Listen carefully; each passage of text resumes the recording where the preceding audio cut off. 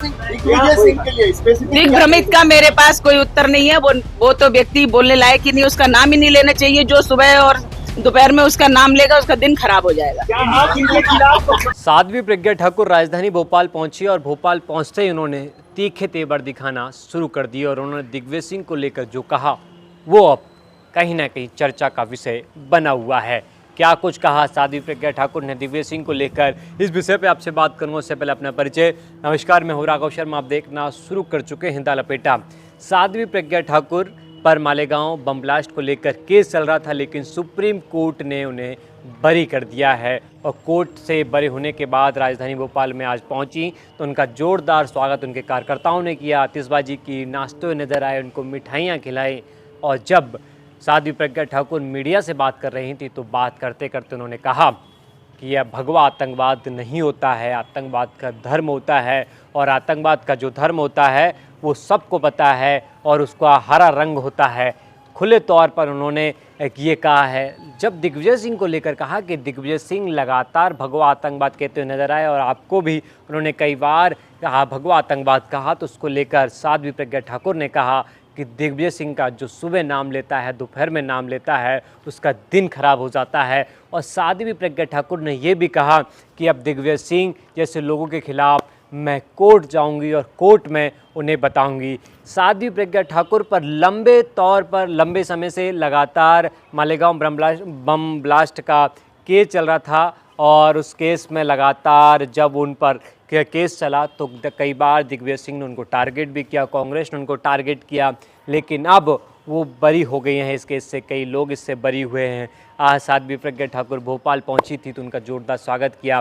साध्वी प्रज्ञा ठाकुर दिग्विजय सिंह को लेकर क्या कुछ इस प्रकार के षड्यंत्र किए, देश के विरुद्ध, धर्म के विरुद्ध, हिंदुत्व के विरुद्ध, जिस प्रकार से उन्होंने षड्यंत्र किए और इतने सभी लोगों को, सेना को उन्होंने टारगेट किया, संतों को टारगेट किया, संघ को टारगेट किया और इस प्रकार से टारगेट करके ये सब देशभक्त हैं। ये सब देशभक्त हट जाएंगे तो कांग्रेस का फुल फ्लैश शासन आ जाएगा, ये उनकी नीति थी।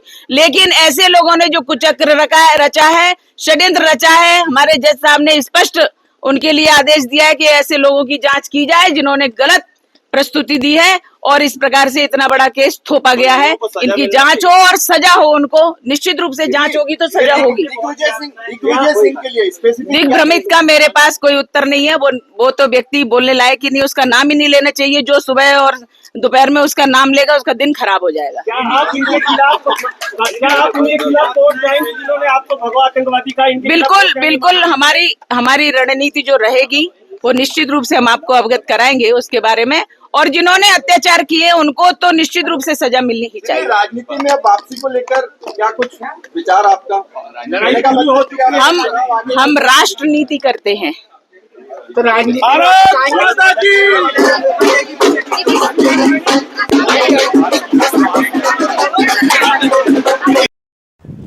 साध्वी प्रज्ञा ठाकुर ने खुले तौर पर दिग्विजय सिंह को लेकर एक बयान दे दिया है। अब देखना है कि दिग्विजय सिंह की तरफ से क्या प्रतिक्रिया आती है। लगातार दिग्विजय सिंह और साध्वी प्रज्ञा ठाकुर की कई बार बयानबाजी होती है, लगातार खुलकर सामने आती है, लेकिन इस बार साध्वी प्रज्ञा ठाकुर ने जो कुछ कहा है उसको लेकर दिग्विजय सिंह की क्या प्रतिक्रिया आती है, ये देखने वाली बात होगी।